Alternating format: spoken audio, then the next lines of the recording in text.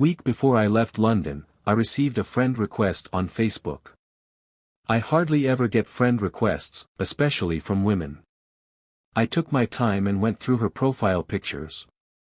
There weren't many, just a few she had posted years ago. She attended NUST and worked at one of the popular clinics in London. She was beautiful. I accepted her request, and a few minutes later, she sent me a wave. I waved back.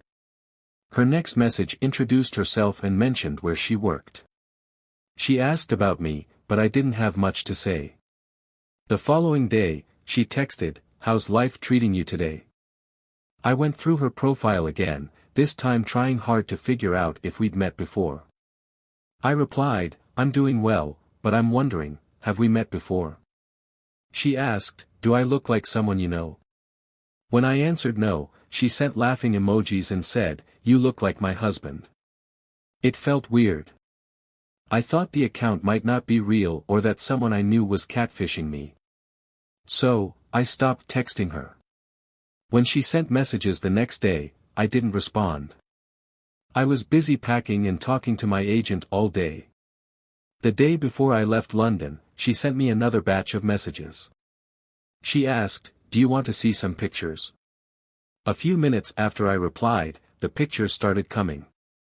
"This is my morning face when I don't sleep well," she captioned one photo.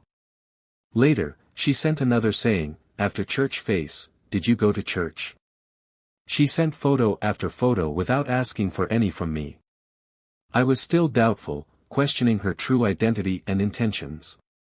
So, I asked, "How about a video call?" "Sure," she responded. A few minutes later, we were on a video call, talking like we'd known each other forever. She was chatty, had an answer for every question, and a question for every statement.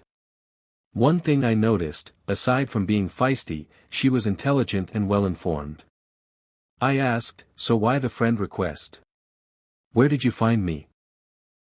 She explained that she'd seen me in the "People You May Know" section. I had been on her feed for so long that she decided to find out why. She was a firm believer that everything happens for a reason and that there are no coincidences. The next day, as I was boarding the plane, I took a photo and sent it to her without any caption. When she came online, she sent a shocked emoji followed by, "Where are you going? Or is it your job to clean planes?" I burst out laughing. "I'm leaving the country. Maybe I'll make it on the other side of the world," I replied. "Wow," she responded, and then she went silent. When I arrived in Canada, I texted her. The vibe was low, she wasn't her bubbly self anymore. It felt like she had been hit by a tornado and lost a piece of herself. I asked questions, but all she said was, "I'm fine." I gave her some space until one day she texted and said, "They always advise us to be daring and take up an adventure. Me coming to you and everything that happened was my adventure. I'd always lived life in a shell. I hadn't been in a relationship for 4 years. I listened to motivational speakers and made a move, not knowing where it would lead. But here I am, with my luck." I realized she wanted a boyfriend and saw that in me.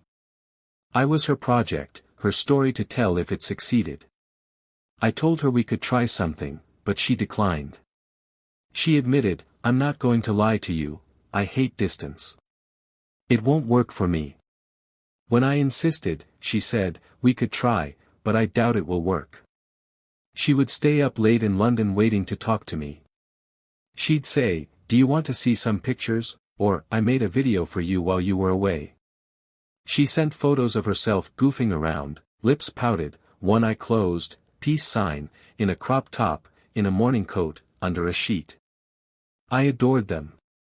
Even when I said nothing, she kept sending them, "Just so you know how my day went." But like she said, distance has a way of making the leaves dry up until they fall. Time didn't work in our favor, especially for me. She texted, but I often didn't have the energy to reply until much later. We fell apart slowly until we were no longer talking. In February 2022, she texted, "I met a great guy. He looks like my husband." "You mean he looks like me?" I joked. In mid-2023, she texted, "We got married," followed by a photo of her hand in a dazzling wedding ring. "Oh wow, this is beautiful. Congratulations, dear," I replied. For some reason, I felt genuinely happy for her. I'd never been this happy for someone I'd never met in person. She didn't go looking for this one like she came looking for me. He found her while she was busy searching in empty places for love. On August 11, 2024, she sent me a photo of herself in a hospital bed with a baby on her chest. She said, "Look what I just cooked." Fresh girl. She looked tired and frail in the photo, but her smile lit up her face with contentment. She was happy, and so was I. The fact that she dared for love and love favored her showed that there's a place for everyone. I haven't heard from her in a while, but I know that the next time she texts, it'll be happy news. She deserves it, and I wish her more happiness every day.